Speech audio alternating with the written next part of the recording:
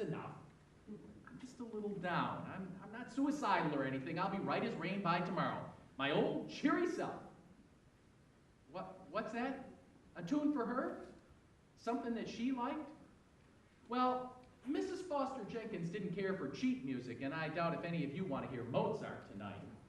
But let me think. She liked this one, though she pretended that she didn't.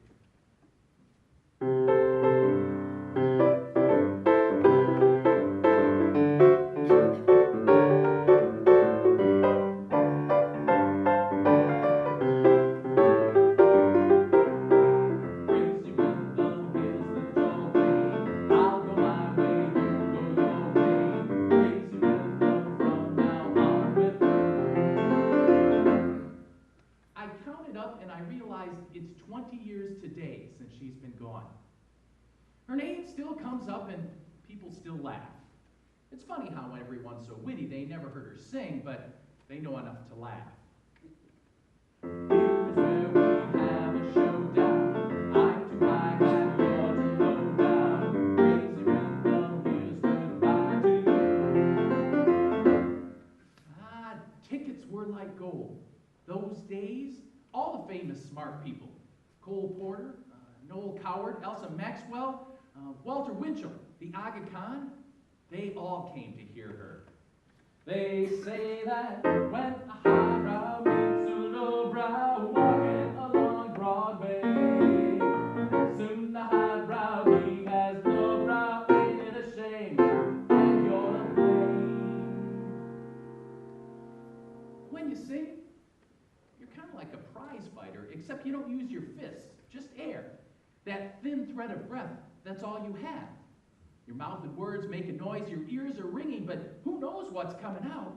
You can never hear what other people hear. A singer takes a good deal on trust. And no two singers are ever the same. An artist finds his or her own true voice. The second raters, they sound like all the rest. But the real ones, when you hear them, there's no mistaking it. They say that when a highbrow meets a lowbrow. People used to say to me, why does she do it? I always thought the better question was, why did I? Well, everyone's got their arrival story, how it was when they first hit New York. So imagine, I'm 24 years old. Can you do that for me? It's 1927. I'm the new kid in town, ready to tear up the sidewalks. What's the use of prohibition? You produce the same condition. Crazy rhythm, I've gone crazy too.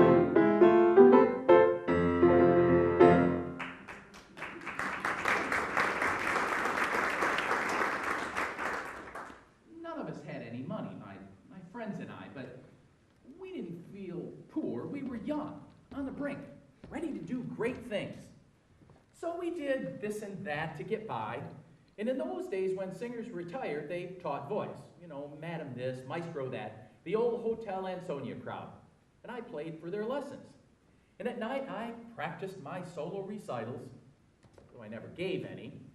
And I wrote songs, tried to get them sung, art songs. We did that then. Well, let me tell you, after living that life for 5 years, I was getting pretty damn tired. Her nephew, Gil, was someone that I knew from around. He said his aunt had a unique sound. She needed someone to play. She had a suite at the Ritz-Carlton on the 16th floor. I went there the next day. She gave me a glass of sweet sherry and showed me into the music room. Mr. McMoon, She said, what matters most is the music you hear in your head. Don't you agree? The impossible ideal, as it were, the beauty not quite within our grasp. I have always had a great love of music. It's the music that draws me. It's the music that must come before all else. Let me be frank. While singing for friends, I have allowed myself to be accompanied by those who could not always give the music its due. Without wishing to give offense, for this is my first public recital, I must be ruthless. I seek no reward for my singing, certainly no réclamer. I assure you, this is no mere act of vanity. Mrs. Foster Jenkins? Please, let me finish. I know how it might seem. A woman like myself comes to a man like you from out of nowhere, declaring herself ready to scale the pinnacles of the soprano repertoire. Well, you might think me no more than a mere dilettante. Mrs. Foster Jenkins? No, please, let me finish. I have sung many times for charities in various drawing rooms, and friends have been kind enough to compliment me on the depth of my feeling, which is why it has now been proposed that my name on a handbill might prove an attraction. Among my own circle, you understand. I do not speak of the public at large, but still enough to fill a modest hall, which is rather exciting, don't you think?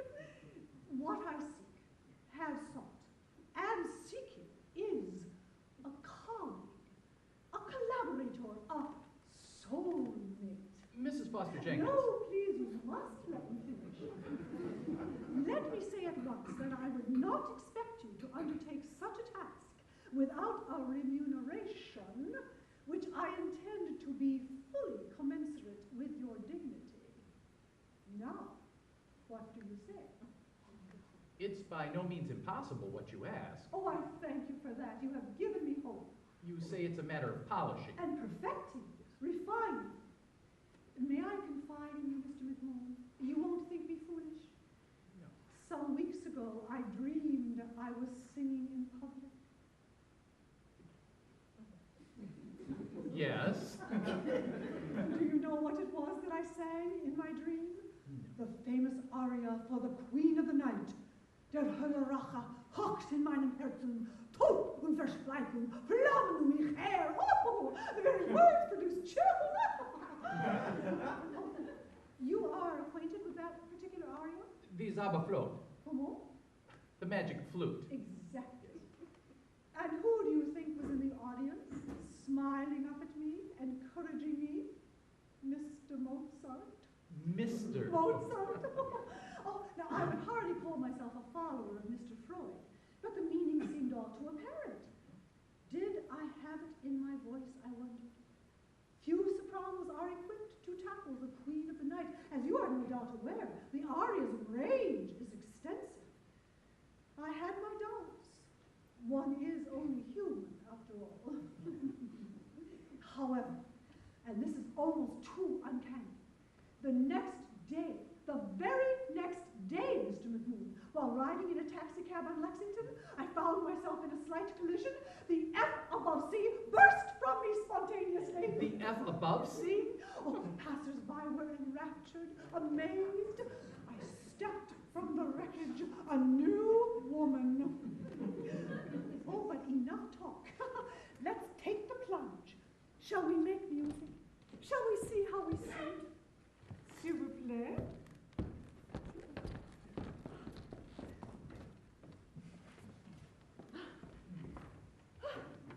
La funicula, perhaps not before lunch. Così, oh, so grateful to the voice. Lucia, now, she presents a fascinating problem, does she not? How to sing in Italian, while at the same time suggesting a Scottish burr. Oh, please, should I mention some special favorite? Shout it out. Poème, Faust, Rosenkavalier, oh, each delicious in its way. Ah, dear Rigoletto, caro nome, perfect. Ah, you are acquainted, I assume, with the work of Mr. Verdi? Modern music isn't to everyone's taste, I know. Mr. McMoon, à votre plaisir.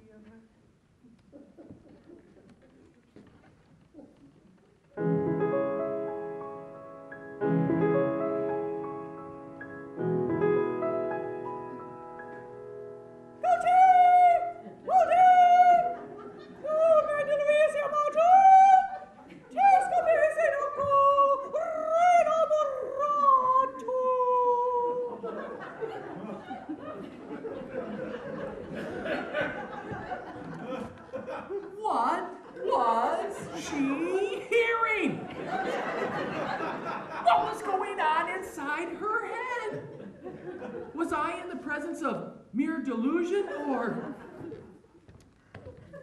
some kind of dementia?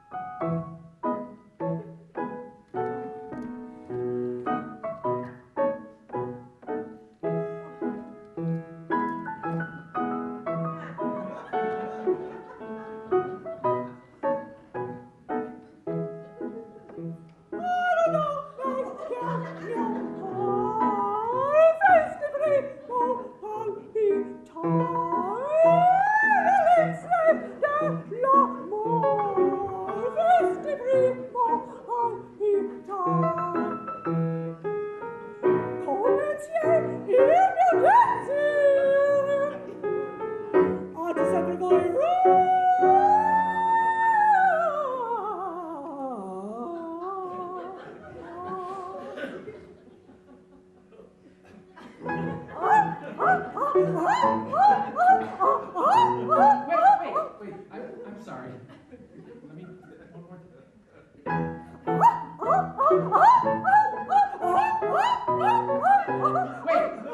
Wait! Yes. Let's see. Yes. I'm hearing a certain want of accuracy. Accuracy. Some intonations are not quite what is written. Not. You don't hear that? I only hear the music. Here, listen. Ya da da da da da da. Ya da da da da da. Ya da da da da da da. Ya da da da da da. Da da. You see, this is what I want. This is what I'd hoped for. You have quite an attractive voice, by the way. I wonder if you've ever considered developing it. Or do you find yourself content merely playing piano? I never could, but then I have a temperament. Where were we? Yes, well, Cher maestro.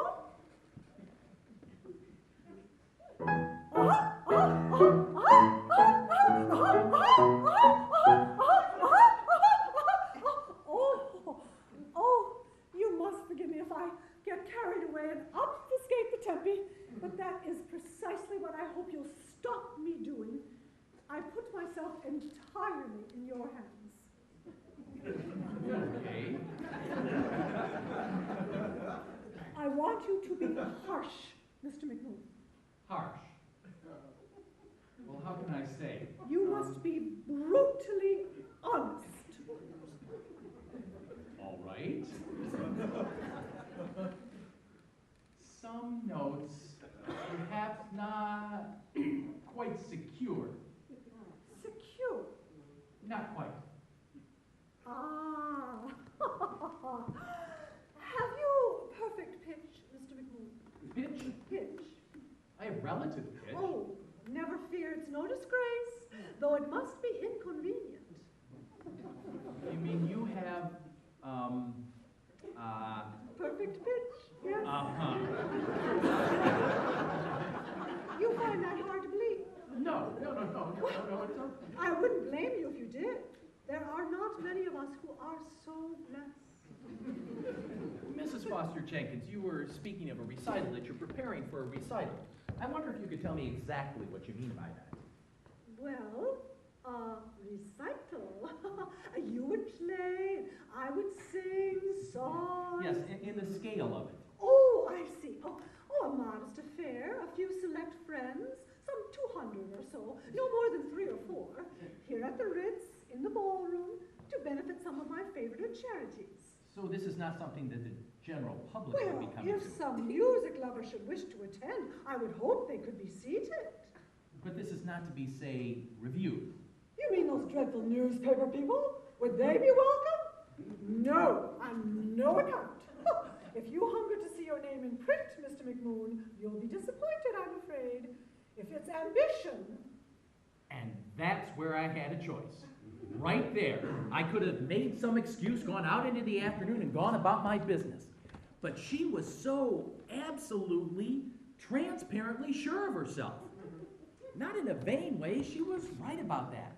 She believed the way a child might believe. And it was touching somehow. And it seemed to me it would be intolerable if I didn't try to protect her. So was that her vanity or mine? Let's go on, shall we? Bravo! Each note, Mrs. Foster Jenkins, has its own value. For example, when we see a B flat on the page, we must be certain that's the note that we sing. It's an absolute. It's not something about which we can be evasive. I think it's possible to be too analytical, don't you? Nothing is more detrimental to good singing than this modern mania for accuracy. That was never true in the past. Music came from the heart. You say the notes are absolute, but what are they after all? Signposts, left by the composer to guide us. A vocal artist must claim some latitude. Mrs. Foster Jenkins. Yes. I think it's best that when we enter into a new relationship, we do it with a clear head, don't you? I mean, I wouldn't want to promise you something now only to, break that later. Oh, you have other engagements that would take up your time. Or plans perhaps to travel. I'm afraid my bank account won't allow me much in the way of travel at this time. I'm glad you're speaking frankly, Mr. McMoon. Let me do the same. I was not always as you see me.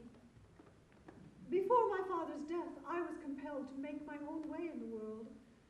When I was faced with the necessity to choose between art and personal comfort, I left my childhood home and supported myself, laboring many long hours over the keyboard to teach what I could of the great mystery and joy that is music to the children of Wilkes-Barre, Pennsylvania. Believe me, I am very conscious of the extreme privilege my present income provides. One of the sweetest uses of my present relative affluence is making what I have available to others. This recital, Gil spoke of the date, 6 weeks from today, exactly. One recital. Just one. What harm could it do? I mean, maybe it wasn't exactly what I'd hoped for, but was it my fault that I had the whole of that month's rent due after my latest roommate somewhat abruptly moved out after a little argument about the meaning of monogamy? I mean, come on, I'm 29 years old. You can't be promising indefinitely. Mrs. Foster Jenkins, I don't know why you think I can do so much for you. I mean, you've hardly heard me play. Perhaps my style won't be suitable to show you to your best advantage. You see, your voice, your particular voice, Mrs. Foster Jenkins. Well, mine is not a large voice, Mr. McMoon. What I have is much more rare. The true caratura. I don't flatter myself. My own particular gift is purity of tone. Though this may be hard for you to believe, when I was a young woman, my singing was actively discouraged. I have no doubt the dark night of the soul. Music saved me. Oh, dear me, my hands are trembling. You must not think me precipitate, Mr. McMoon, but I feel somehow as though my entire life has been a preparation for this meeting. There is a vibration between us, artistically speaking. I cannot help but feel as though our partnership is somehow fated. I thought of my friends. I thought of what they might say. I thought of walking out onto the platform with her. I thought of sitting down at the piano and raising my hands to play. I thought of the rent. Shall we try picking up?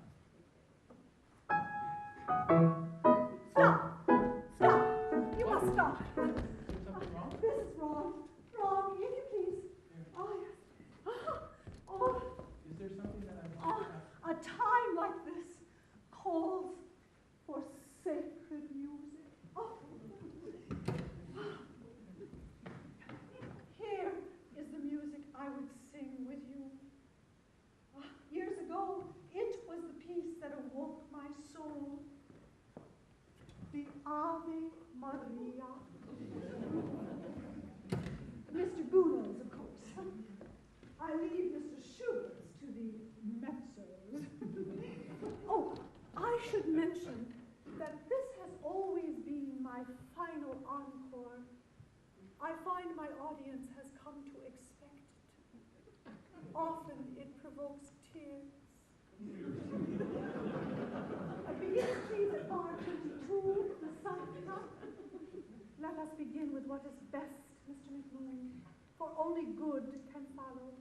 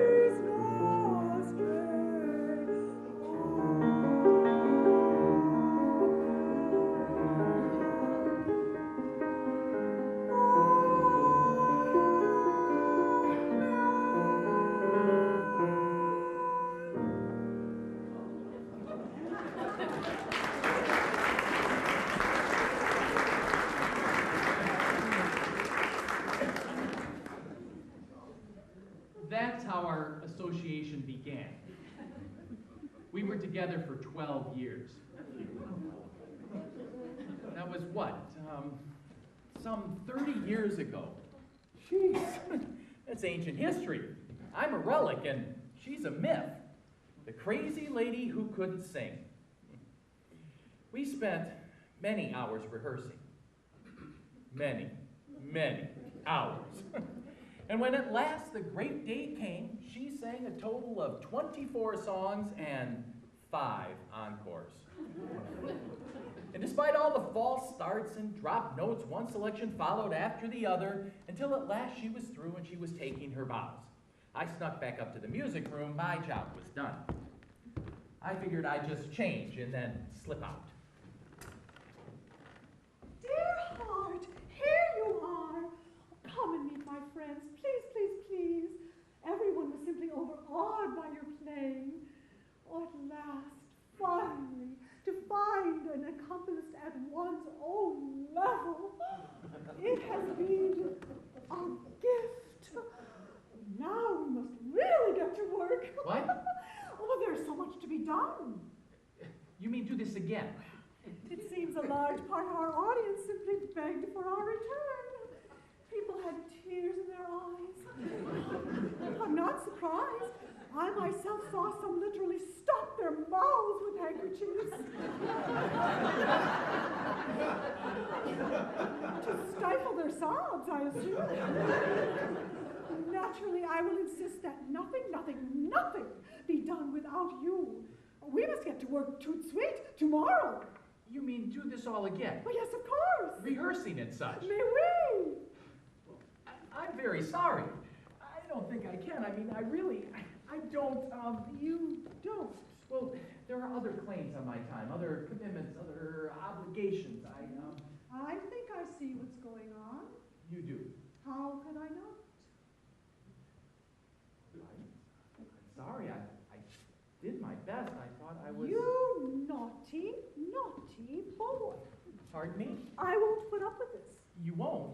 In the 6 weeks I've known you, I've come to care about you, dear heart, about your future, as a friend. Well, it's my future I'm thinking about. Everyone's saying that I should work more on my own things. And, oh, what am I saying? Oh, this is worse than I thought. For years, I allowed the opinions of others to stand in the way of my musical progression. My greatest fear was that I would look somehow ridiculous. Can you imagine? Those who should have been my support sensed my fear and used it to silence my voice. It was only after much internal struggle I was able to break free. Now here you are caught in the self-same trap. Others might stand idly by, but I'm not one to watch you throw away such an opportunity, Cosme, if I may call you that. I'm grateful, of course, but... If you turn your back now, you will simply break my heart. I won't be unreasonable, no. We'll rehearse when you want. At most, a few hours a day, here in the music room. I think it's pleasant enough. And you will write your music. Surely, you won't refuse an association that could be of such benefit to us both. Surely you won't do that. I suppose we could give it a shot. Oh, bravo! Bravissimo! Oh, you shall see how well we shall go and do together. An ongoing, working... Partnership. In the musical sense. Not, of course, in the public sense. Now, you must come next door as soon as you're changed. Everyone is dying to meet you.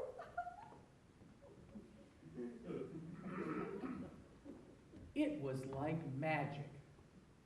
Word just spread. Every time she sang, more and more people came to hear her. You couldn't keep them away. But as time went on, the audience started to change. It wasn't just her Park Avenue friends anymore. It was more like the crowd you'd see at the fights. Now, we were at the Ritz-Carlton, so there was a certain amount of restraint, but still, I'd see them crying when she sang. Doubled over in their seats, hitting each other. Convulsed, there'd be gasps and sudden shrieks, and they'd jump to their feet and run up the aisles, and you'd hear the banging of doors and then the sound of laughter from the lobby. And when they'd collect themselves, they'd make their way back down the aisles, still flushed, wiping tears from their eyes. You could see a lot from the piano bench. And all the while, Madame Flo was just lost in the music. As far as she was concerned, those running out were just too moved to stay, too overcome with emotion. And in the end, there were bravos and flowers, and afterwards she'd serve sherry to her friends, and they'd talk about what she wore.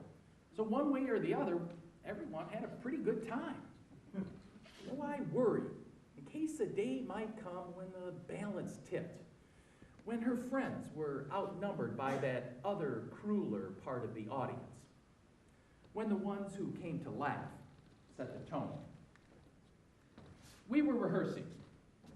She loved to rehearse. She rehearsed more than anyone I ever knew.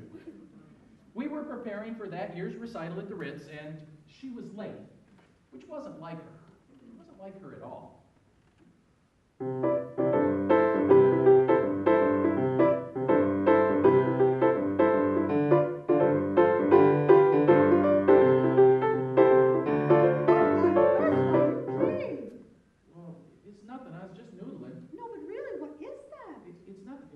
Song. A song? What kind of song? It's nothing that you would like. Oh, you mean a popular song? It's just a song. It's the kind of thing that people dance to. It has words, this song? Pardon me? Words. Shouldn't we be getting on? All in good time. What? What is it? What is what? You've got this look about you. I can't think what you mean. Like the cat who just got into the cream. Cream, indeed. Is there something going on?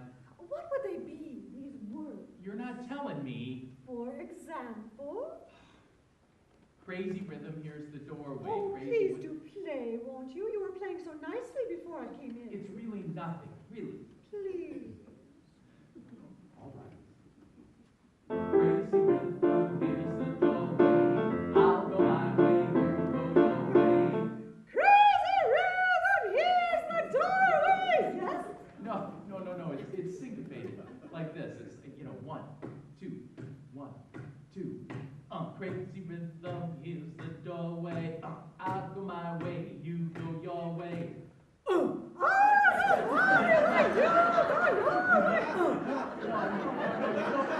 don't sing that. That's just where the beat is. say that when a highbrow meets a lowbrow walking along Broadway. Walking along Broadway. No, it's walking. Walking, that's the words in the song. Walking along Broadway. Oh, yes, I see. Quite a cheeky little tune, n'est-ce pas? No, it's just that the accents are falling on the offbeat. There's kind of this spring to it. No. What's the use of prohibition? Is this what they call jazz? Is it? Oh, goodness, Cosmo. You're quite sharp. The Bechstein. Music is music. And people sing the song and they dance. Is that what happens? Well, your friends, for example, when you and Kurt, oh, such a personable young man, when you and he are entertaining the young ladies, you bad boys. Shouldn't we be rehearsing? I could almost picture myself singing it.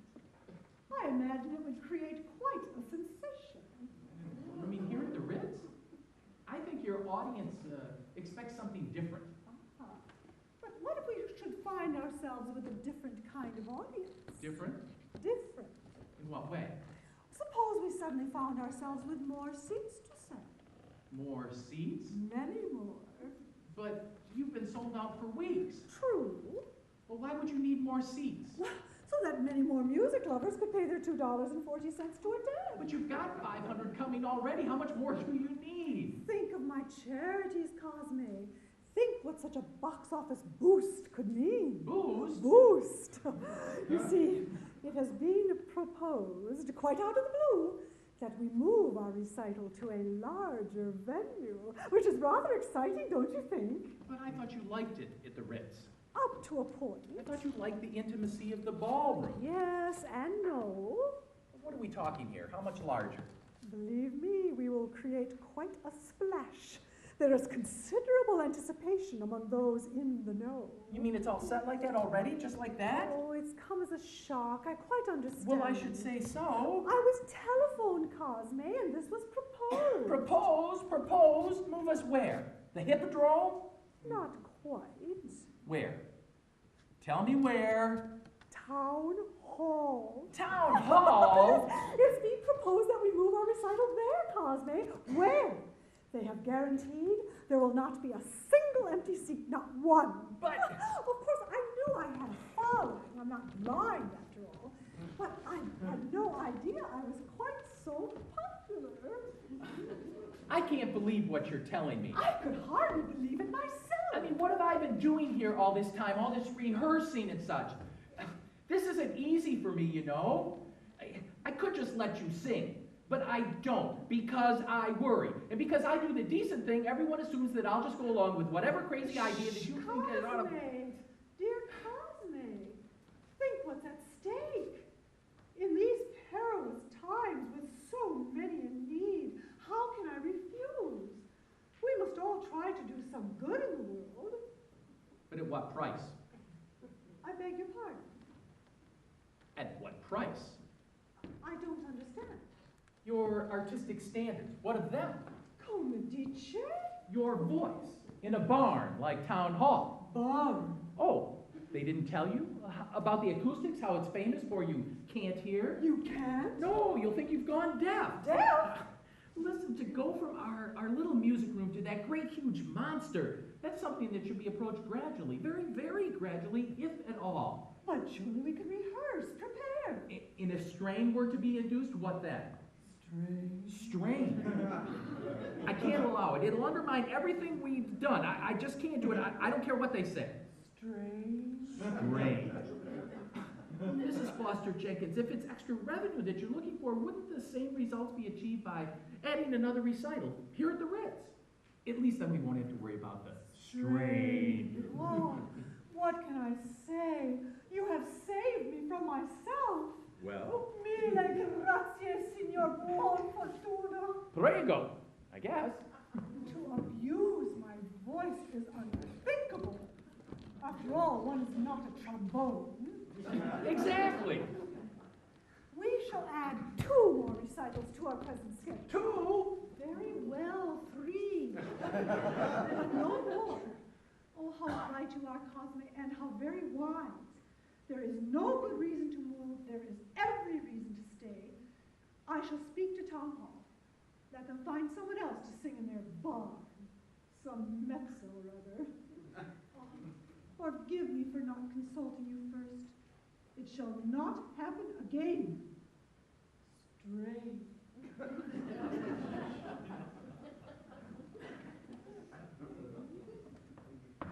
How could she not know? She had to hear the laughter, didn't she? And if the audience assumed that I was in on the joke, that I knew that they knew, perhaps they thought that she knew too. I mean, you know what goes on in this town. There's a lot of speculation over martinis. It's all too sophisticated for words. You know, hell, I didn't care. Let them think what they like. As far as I was concerned, Madame Flo was just a part of my life, a means to an end. The music, the money that I made playing for her kept me going all year long. Hell, I had a patron. I never saw her in the spring or summer. I never saw her outside of the music. I had all of this free time. Time to do something remarkable, astonishing. Time to become whoever it was I was supposed to be. So, I wrote songs. All kinds of songs. I wrote short songs and long songs. I wrote happy songs and sad songs. I wrote songs that nobody wanted to sing. We had our niche at the Ritz-Carlton. Maybe it wasn't exactly ideal, but it was all right. And if I couldn't keep her from making a fool of herself, at least I could limit the damage. From day one, she begged me to let her sing the Queen of the Night. It was her one big wish, her one ambition. She asked me why. I said, not yet. You're not ready. I'm not ready. Nobody's ready.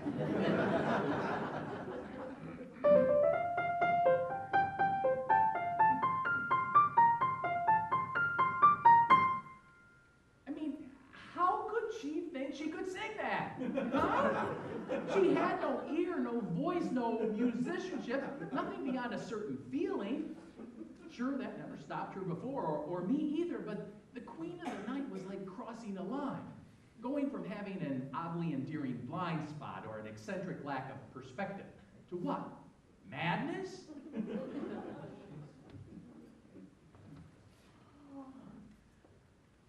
I have been invited to make a record. It seems they think I can do much to popularize good music. I don't understand who's inviting you to make a record. A record company. Yes, but which one? There's more than one. Oh, well, I should think it must be the record company that appeals to lovers of good music. They have invited me to choose which particular aria would show my voice to its best advantage. Oh, at last I shall have a chance to really hear myself. Oh my God. The time has finally come to perfect dear Mr. Mozart's beloved aria for the Queen of the Night. But are you sure that's really the right choice for a record? It's the perfect choice. But think, Cosme, think. In days to come, when my voice is perhaps not quite so strong as it is now, to remember it as it once was in all its glory, a lovely souvenir. But, Madame Flo, a record can be so misleading. You're not going to be stubborn about this, are you? It would mean so much to me. Please, please. But what if you were to be disappointed? Disappointed? In what way? Your voice, the one that you hear in your head when you sing, how could that ever be captured on a record? I'm not a fool, Cosme. You talk to me as if I'm a fool. Oh, dear heart, of course I know that. How can I not? Of course I know it will be but a shadow. But why not at least record what can be recorded? I shall imagine the rest. Think of all I could learn. The, what do you call it? Microphone will be quite objective. It will not be objective. It will diminish. I am objective. I am your ears. Oh, dear Cosme, so that's it. You think I would rely on you less. Well, how could that be, when this device will merely allow me to hear something of what everyone else enjoys? Is that such a bad thing? But what if what you hear is not what you expect? What if the vocal production is not quite, oh, how can I say this?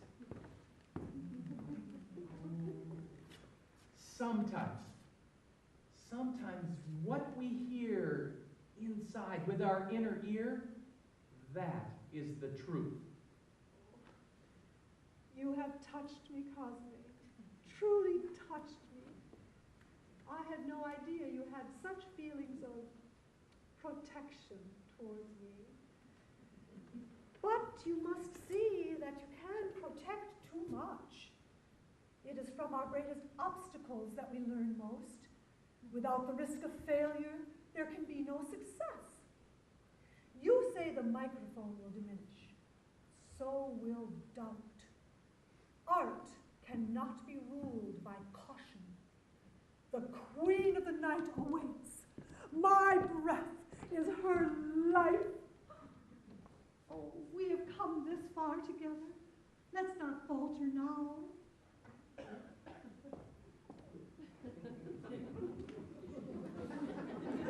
A record? Hear herself? The queen of the night?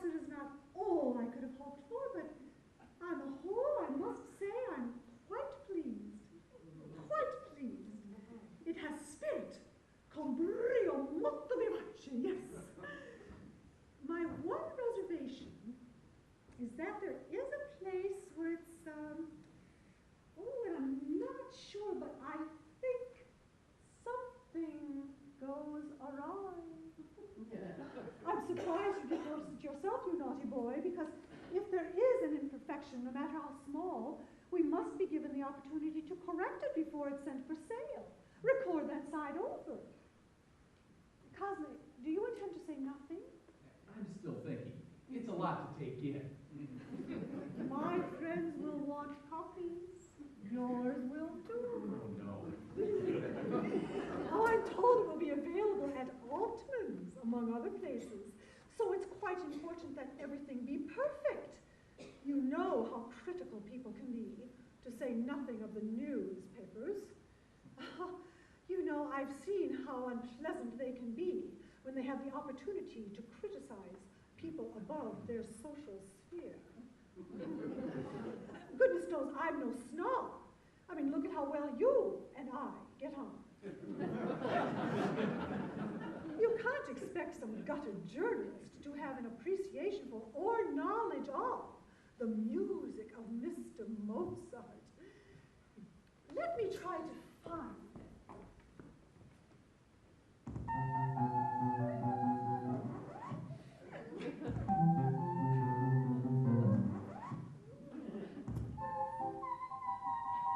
There!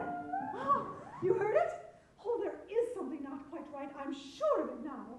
Oh, no doubt in a recital such a tiny flaw would not be remarked on. The presence of the artist would bring the hearers along. But that microphone is so unforgiving, so unaware of nuance. I see that now. Not that I didn't believe you when you warned me, but still, it's all rather humbling. But there can be no doubt. The piano is not quite with the voice.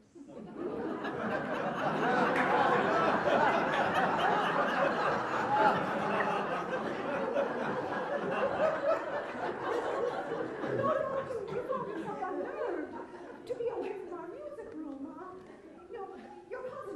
not all it should have been, but you're not to blame yourself. There's a mistake? You want it right? Naturally, I mean, don't you? Don't I?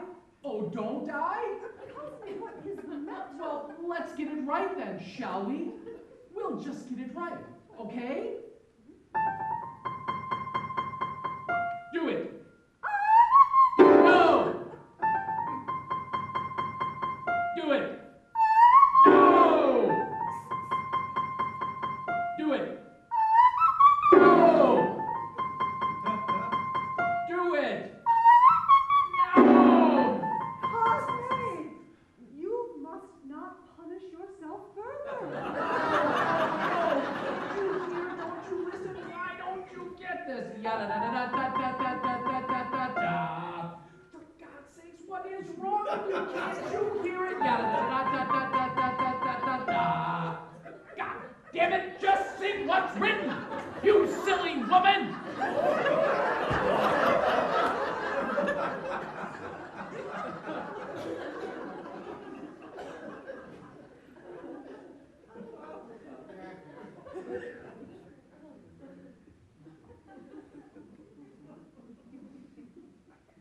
You said I should be brutal, right at the start. I did not ask you to be rude. I want you to sing as well as you can.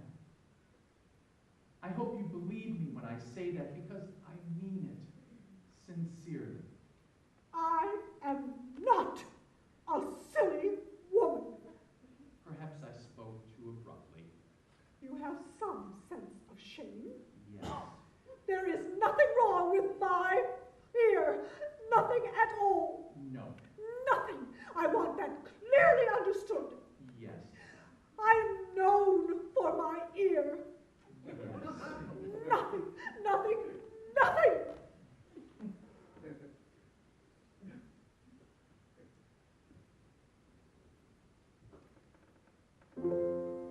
Every Greek, each Turk and each Latin, the Russians and Prussians as well.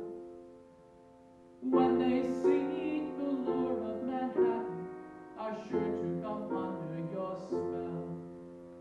Nothing. Their native folk songs they soon throw away. Those Harlem smoke songs they soon learn to play. Can't you fall for Carnegie Hall, madam? Call it a day and we'll say, crazy rhythm, here's the doorway. I'll go my way, you go your way. Crazy rhythm, from now on, we're through.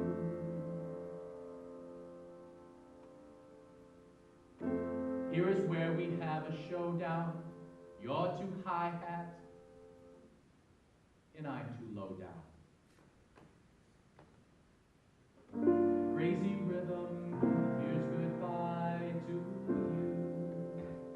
They say that when a highbrow meets a lowbrow, walking along Broadway, soon the highbrow, she has no brow, ain't it a shame? And I'm to blame. You bad boy. What's the use of prohibition? You produce the same condition. Crazy rhythm, I'm crazy too. Ridiculous song. Crazy rhythm's got me going. Crazy rhythm, there's no knowing. Crazy rhythm, why I'm here with you. Those are not the right words, Cosme. For goodness sake, you could at least sing the right words. They say that when a highbrow meets a lowbrow, walking walking along Broadway. Well, aren't you going to play? Do it. Suit the highbrow, he has no brow. Ain't it a shame? And you're to blame. What's the use of prohibition? You produce the same condition. Crazy river! I'm going crazy too.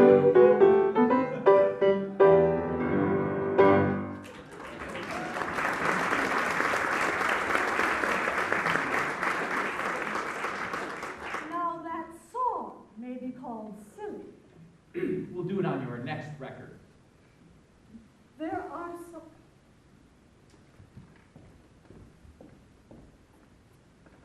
You must know, dear heart, how very grateful I am for all that you do. So very grateful. So very, very grateful.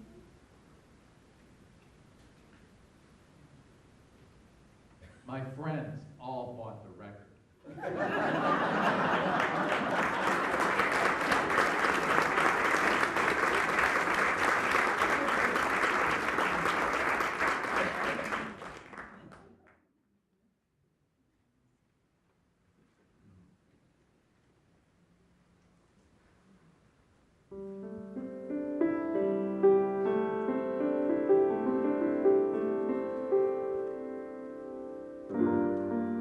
Dry little teardrops,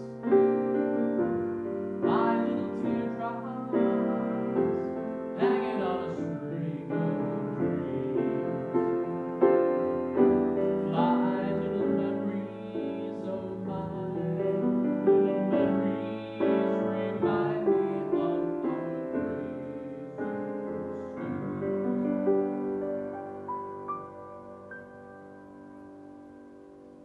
The record did well. Surprisingly well. Amazingly well. So we made more.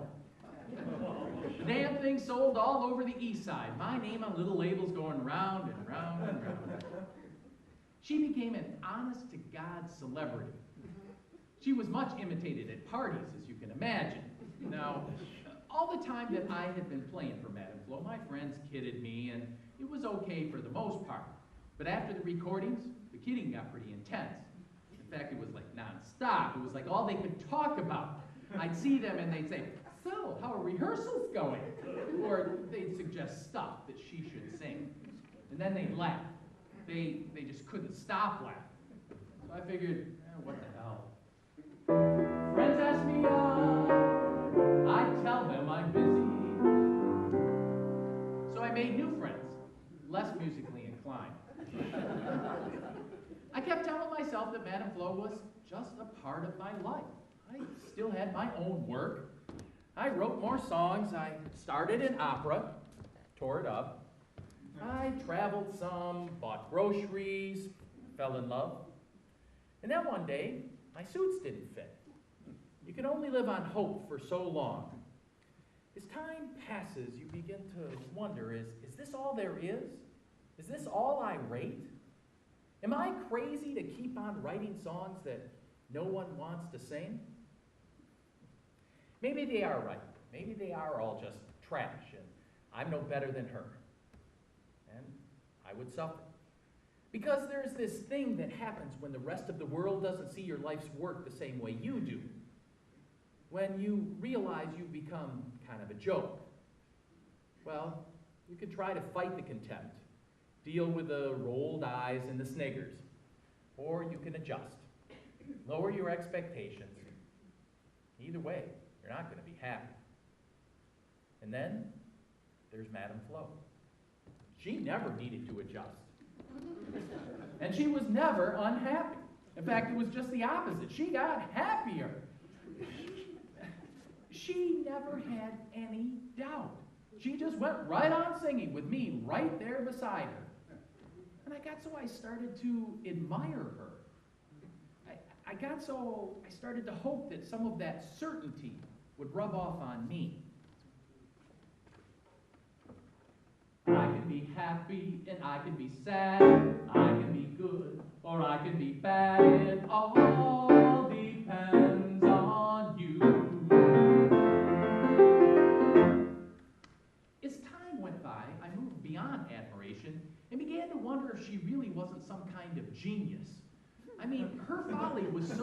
stupendous, you had to admire its scale, kind of like the Chrysler building. I began to wonder if she really hadn't invented some new kind of form. I mean, if her performances weren't really commenting on what our assumptions of music is and isn't. I got so I almost preferred the way that she sang. I went to hear Rosa Ponsell sing, and something was missing. I can save money or spend it, go right on living, or any other way money for what I do. Now, who's to say if one note follows the other, it's a tune, and another note makes us wince? I mean, who made up those rules anyway, huh? I never talked to her about any of this because she wouldn't have seen how it applied. So I had long theoretical discussions with the bathroom mirror on the meaning of counterpoint. I hardly knew there was a war going on. I know that I can be better and I can be cute. I can be almost any old thing. It all depends on you.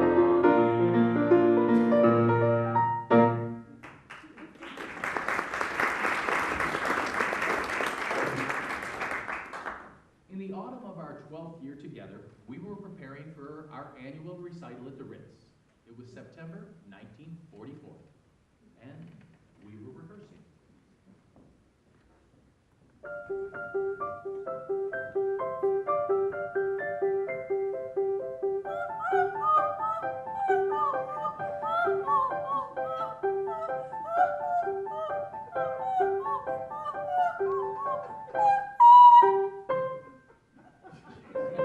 You should be here, Madam Flo.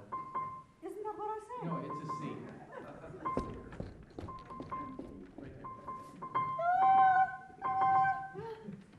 The piano must be out of tune. It seems to be happening more and more. As if it's made too much music in its day. It can't find the notes quite so easily now, though its heart is willing. Here, let me give you your cue.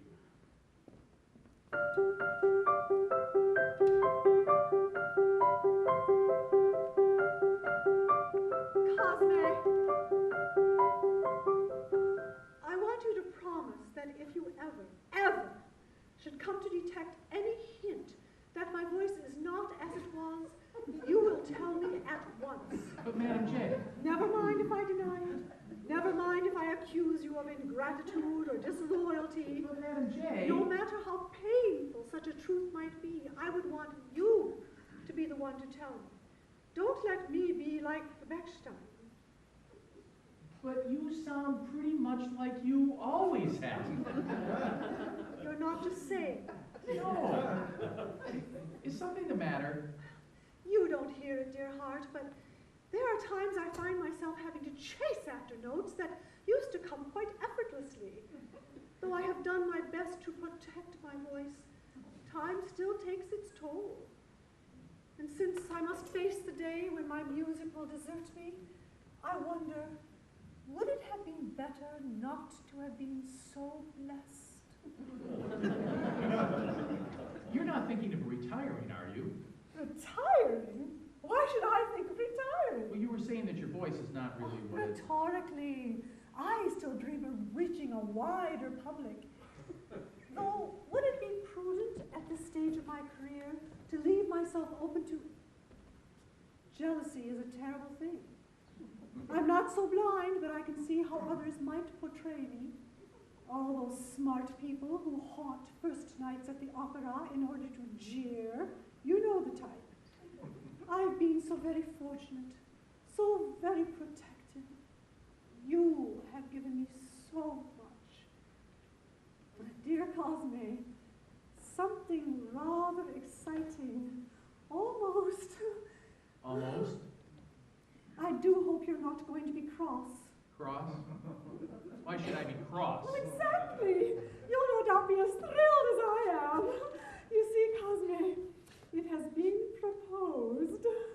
Yes? A grand recital to honor our fighting men. I'm told there are many lovers of good music in the armed forces. Did you know?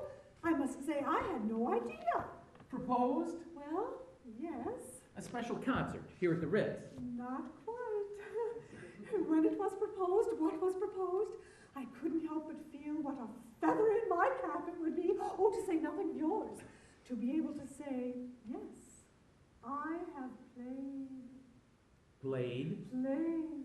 Oh, dear God. Somewhere very... Where? Somewhere almost... Tell me where. How shall I say? What? Oh, Cosme, it has been proposed that I give a recital at Carnegie Hall. That's what's proposed. I couldn't be more surprised. Proposed? Proposed? Who has proposed this? Well, the people who want me to give the recital. Really, Cosme, who else would propose? My only concern has been that you think it a good thing. I get quite overcome. I can't help it. I wonder if this is what it means to be nervous. I do feel an unaccustomed tightness in my throat. Why, oh, it does seem strange that with all my experience, I should be assailed by nerves like any beginner. But there we are. And now, do you know, I must sit down. I must say, Cosme, this isn't quite how I'd hoped you'd react. This is rather a red-letter day. Oh, I do wish you'd say something. Carnegie Hall? I heard Heifetz there. I heard Golly Kirchy there. And soon you'll hear me. Oh, and the best thing of all, the icing on the cake, as it were, I'm determined to sing something of yours. Oh, no! Oh, it's what you deserve. Heavens. You've written so many lovely, lovely songs over the years. It's a scandal that they're not heard. I could almost think you don't want them sung the way you hide them away. Remember how I had to beg and beg before you'd let me have them printed? Unless I had, even I wouldn't know them. Tiens! The world has waited long enough. What better time to introduce your Serenata Mexicana? But Serenata, it's really for a mezzo. But these days I'm finding warmer colors, don't you think? But is it really showy enough? Oh, no, not one more word. I insist. You don't have to do this. But I want to. But you know how long it takes you to get a song. When is this proposed concert proposed to be? How much time do we have to prepare? I have it by heart already. Oh, I can't do this. I can't do this. Husband, look at me.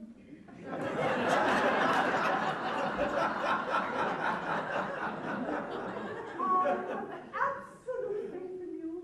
I know you will rise to the occasion.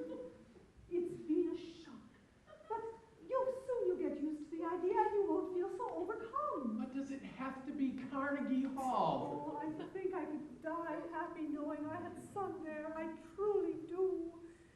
And you will hear your lovely serenata as it should be sung. Remember me now, the love that we knew that summer, when you murmured forever beside the shining sea. I don't know what to say. You mustn't be afraid. Always remember, I shall be there at your side. I'm beginning to believe as long as we're together, there is nothing we can't do.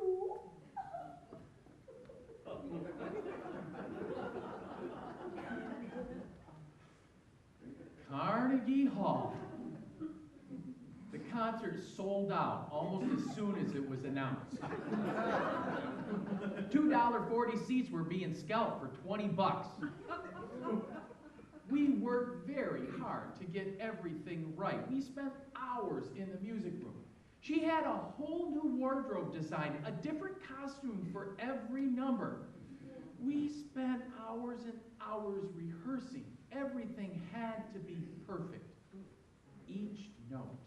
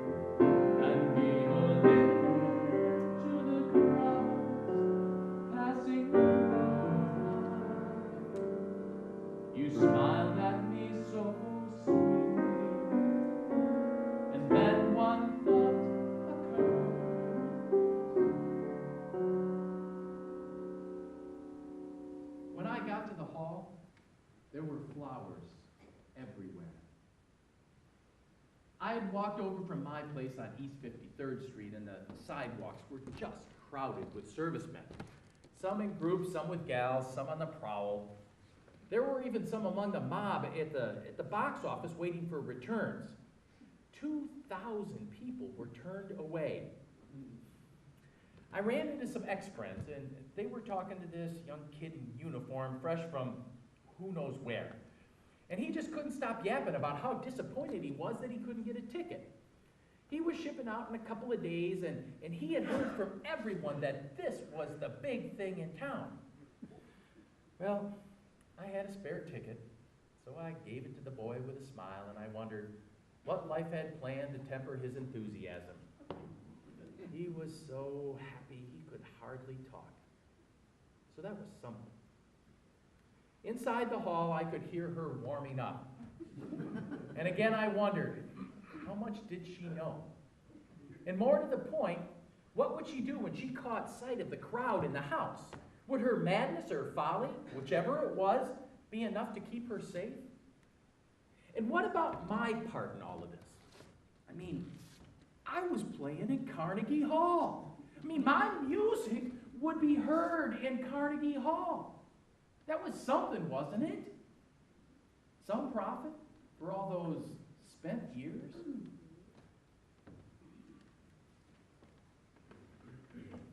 You smiled at me so sweetly, and then one thought that we fell in love completely. The day that I bought you violets for your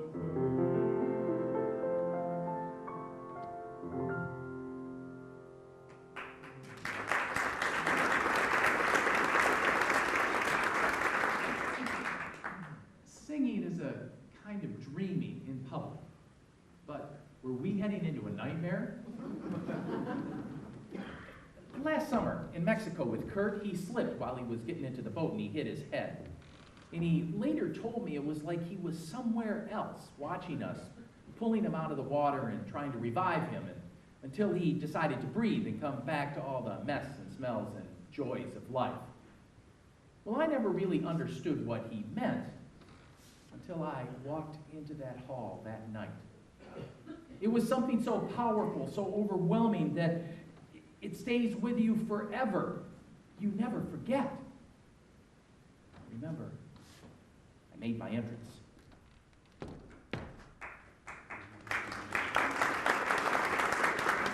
I remember thinking, who made the lights so damn bright? I made my way to the piano. I played a brief introduction, and there was a hush. And then she entered.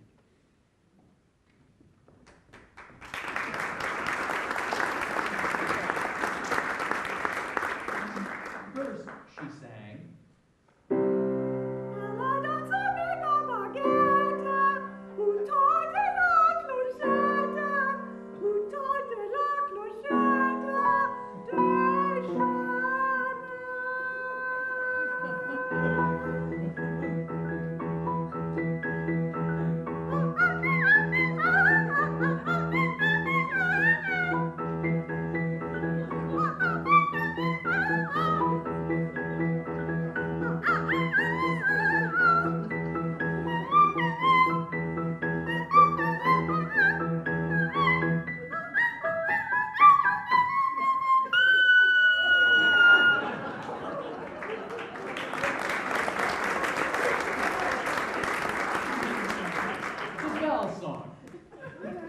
The audience seemed ready to play its part. Now, there were a lot of regulars out there. I had been a little concerned that at Carnegie Hall things might turn ugly, but it looked like they were going to keep the first-timers in line, so I was quite hopeful. My serenata was next. She said she had something planned, something special. She wouldn't tell me what it was. She said she wanted it to be a surprise. But of all the costumes that she was going to wear that night, this was the only one that I hadn't seen yet. I said a prayer, and I began the introduction.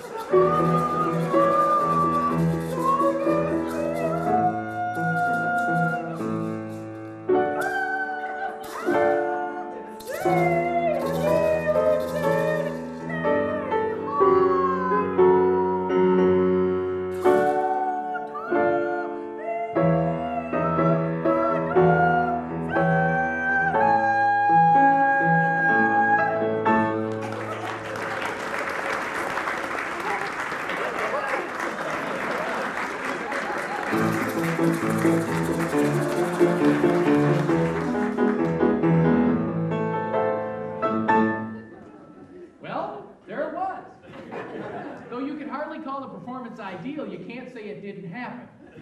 By God, I was pretty damn proud. I mean, my music had been heard in Carnegie Hall. I was right up there with Brahms. She sang one of his next, a song so dear to her heart because it so perfectly expressed her view of singing. Though art must thrill the soul, its true purpose was to teach. They were on the edge of their seats. Spontaneous eruptions were traveling throughout the house. They were really excited. They were awaiting her return.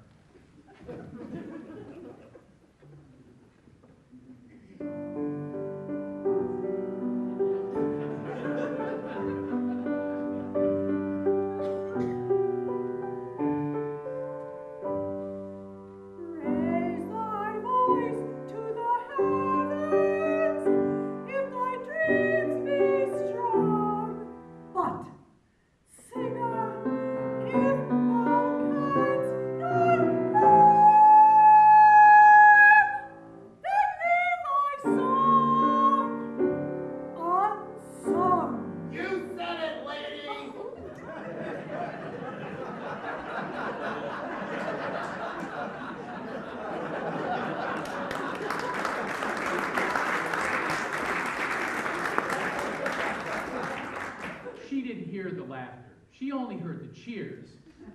The lights kept getting brighter, brighter and brighter, so it seemed. I didn't see how they could be so bright.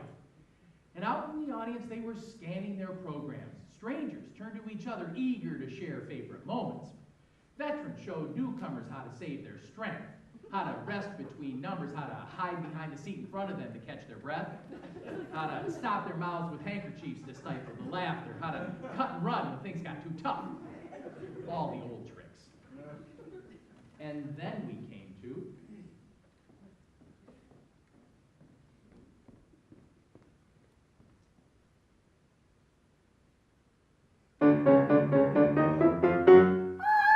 voici justement au fond de la cassette un miroir.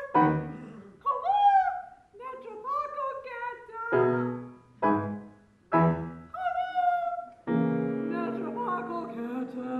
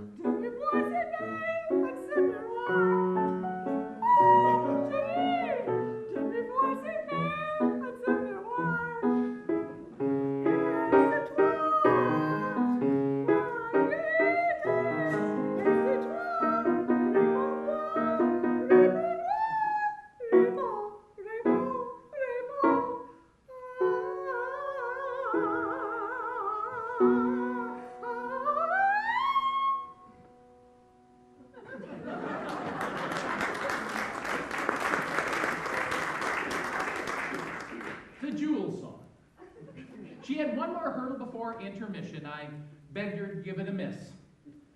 But she insisted. If she was happy in her work, she wanted those who heard her to be happy too. If Mr. Sinatra had his Bobby Soxers, why should she be denied the same adulation? I thought it was playing with fire, but there it was. Adele's laughing song.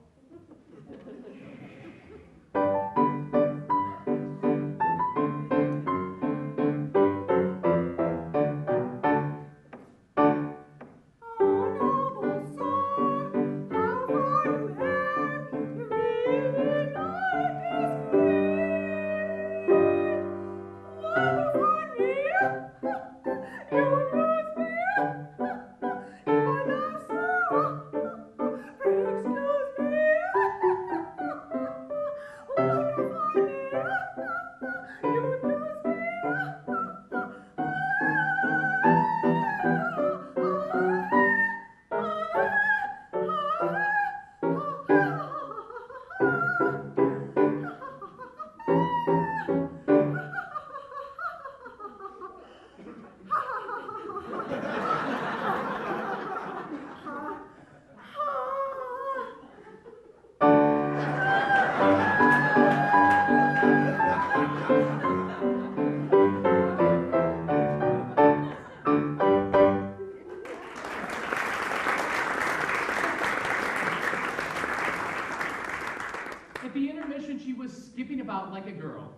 tried to get her to rest, she still had some pretty big stuff to do. We began the second half with the Queen of the Night. They were yelling, screaming, brava, diva. The applause went on and on and on until their hands hurt to cover the laughter. She took it all in stride. She figured Mr. Mozart was just having the same effect on them that he had on her. Once the audience settled down, she went on to some of her old favorites, and then she threw in something unexpected, a tribute to our fighting men.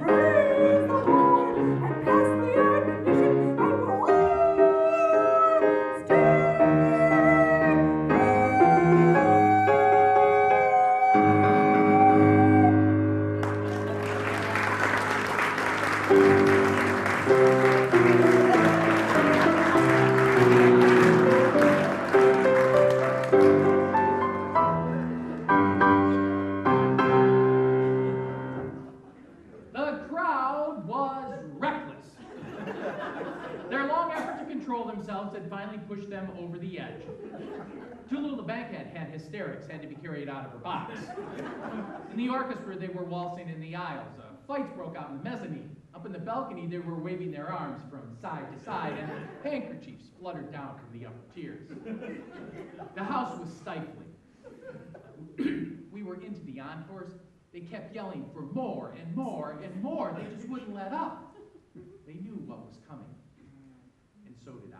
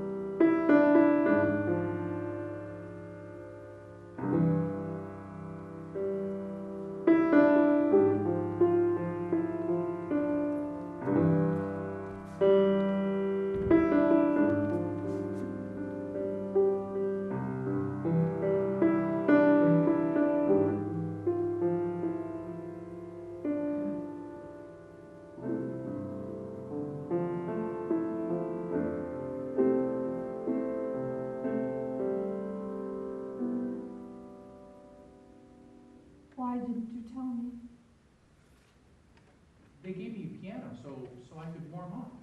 You didn't tell me. Why didn't you tell me? Toscanini dresses, right here in this room. When I begged you. Think of that. Cosme, why didn't you tell me?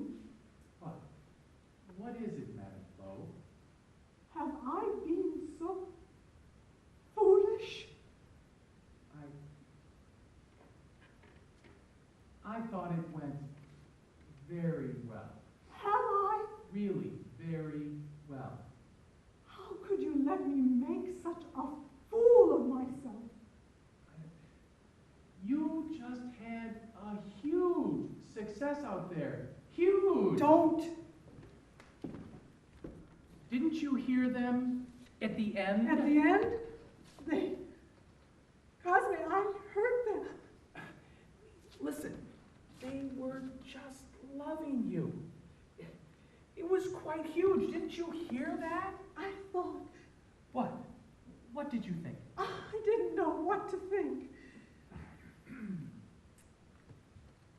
Listen, I don't mind admitting that before we began, I was quite nervous. I didn't know how they were going to take you, but boy, they loved you. Did they? Loved you. That whole house full of strangers, and they loved you. Did they really? Really? Cosme, you would tell me? On my way in, I was talking to the soldier, just a kid, and he was tickled pink that he was going to get a chance to hear you. He didn't know where he was going to end up, but after tonight, he was going to have some happy memories. He was going to be one happy GI. Happy? Oh yes, very happy. Didn't you hear them? They were just eating it up. They were all so very happy. I heard, I thought. What?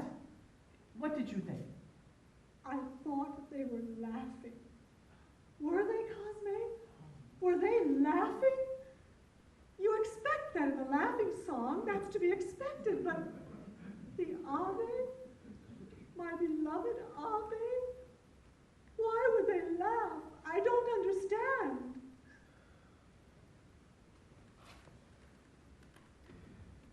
You've heard of nervous laughter?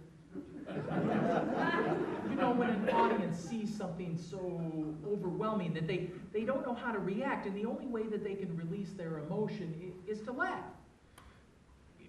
Don't you know that? I'm surprised that you don't know that. I mean, it's so well known, you can ask anyone, they'll tell you. And how many singers can provoke that kind of reaction? I'll tell you, very few, very, very few. I saw them with handkerchiefs.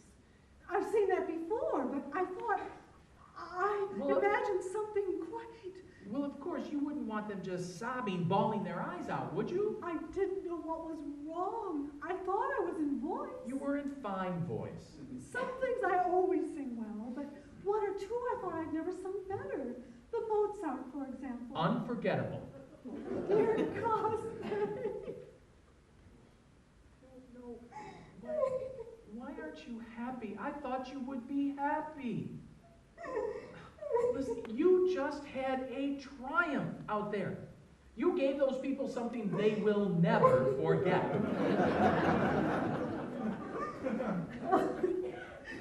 You wouldn't ever tell me things that weren't true, would you, Cosme? For whatever reason, you wouldn't ever lie to me. I would never do that. Never. You promise me? You swear? I swear on all that is holy, I would never lie to you. Do you believe me? You better believe me. Come on. Come on. Oh, I was so afraid. I don't know what you think went on out there. I didn't know what to think. You're just overtired from all of the excitement. I felt I was lost. I didn't like that. Well, nobody likes that. I felt, I do feel quite tired. Well, of course you do. You're bound to be tired. Look at all that you did. Toscanini really dresses here. If only he could have heard me tonight. I imagine he would have had much to say. Cosme, if Mr. Mozart had been here, do you think he would have been pleased? Oh, yes. He would have been very pleased. Very. Oh, I do hope he'd have been pleased. And Mr. Verdi, Mr. Puno, all of them. Since I was a girl, you know, I've dreamed of such a night. And now it's gone.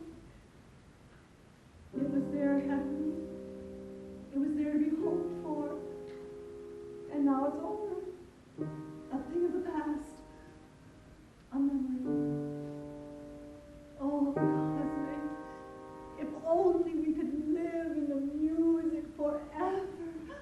If only it could go on and on. But, of course, it can't. Of course, it has to end. I must get changed. Oh, you will come to our party, won't you? You won't desert me. As if I could. I should so like to leave with you. Perhaps you would escort me to our reception? Unless you... I should be honored. Truly.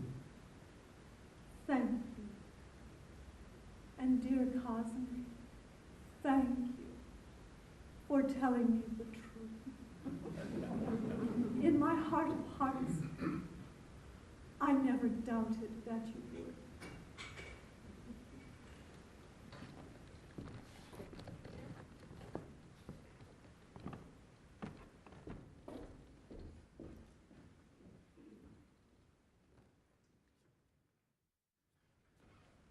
Within a month, she was dead. No, it wasn't the concert. It had nothing to do with the concert. Yeah, I know, I heard all that, how she never sang again and it broke her heart and all of that other garbage. But listen, she was no Violetta, no butterfly. She was not the kind of character who dies of heartbreak.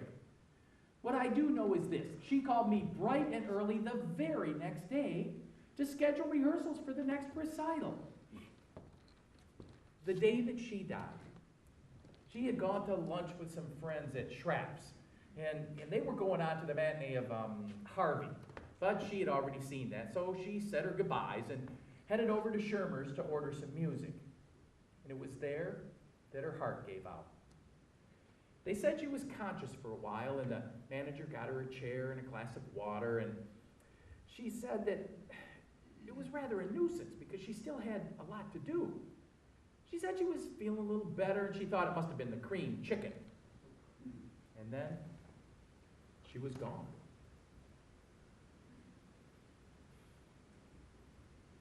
They closed the store while the ambulance came.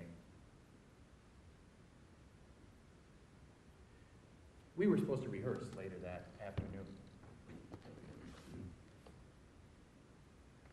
Toscanini sent flowers.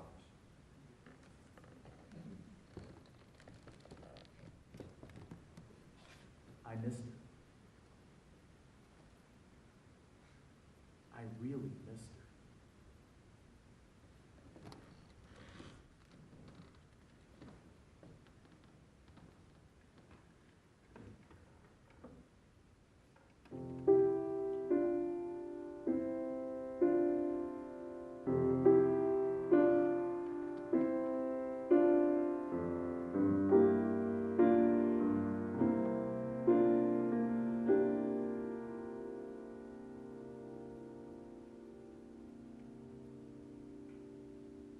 I was surprised how much I missed her. She always said that her singing didn't count unless she was under the spell of the music. And the thing about the music, about the singing, finally, like she said at the very first, what's important is what you hear in your head. Whether she was incredibly resilient or just plain crazy, I don't know. Either, both, whichever, who knows? What I do know is this. What the audience heard was one thing, and what she heard was something else. What she heard was